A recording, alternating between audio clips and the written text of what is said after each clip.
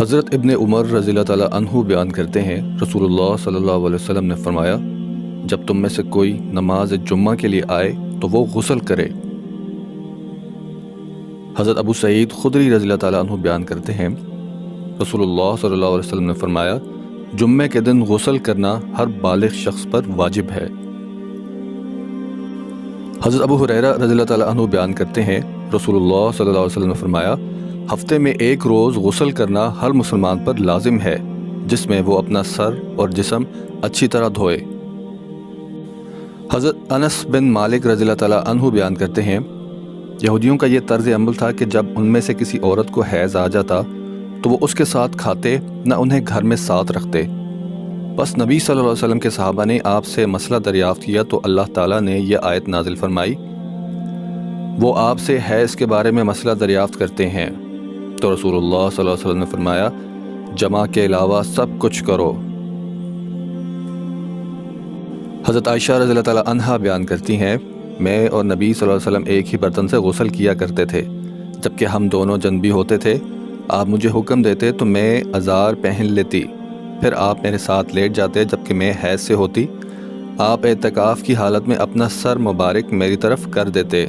تو میں اسے دھو دیتی، حالانکہ میں حیض سے ہوتی تھی۔ حضرت عائشہ رضی اللہ تعالیٰ عنہا بیان کرتی ہیں، میں حالت حیض میں کوئی چیز پیتی، پھر میں اسے نبی صلی اللہ علیہ وسلم کو دے دیتی تو آپ اسی جگہ اپنا منہ لگاتے جہاں میں نے منہ لگایا تھا، اور میں ہڈی والی بوٹی کھاتی جبکہ میں حیض سے ہوتی تھی، پھر میں اسے نبی صلی اللہ علیہ وسلم کو دے دیتی تو آپ اسی جگہ منہ لگاتے جہاں میرا منہ لگا تھا۔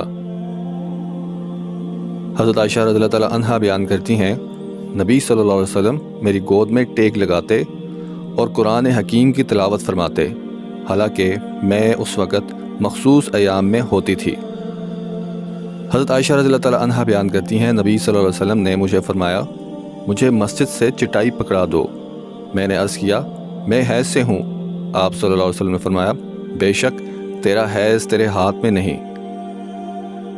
حضرت میمونہ رضی اللہ تعالیٰ عنہا بیان کرتی ہیں، رسول اللہ صلی اللہ علیہ وسلم ایک اونی چادر میں نماز پڑھا کرتے تھے،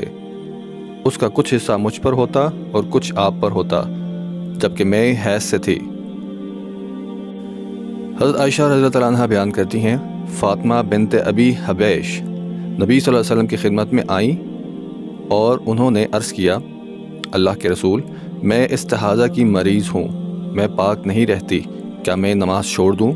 آپ صلی اللہ علیہ وسلم نے فرمایا، نہیں، وہ تو ایک رگ کا خون ہے، حیض نہیں، بس جب تمہیں حیض آئے تو نماز چھوڑ دو، اور جب وہ جاتا رہے تو خون صاف کر، یعنی غسل کر، اور پھر نماز پڑھ۔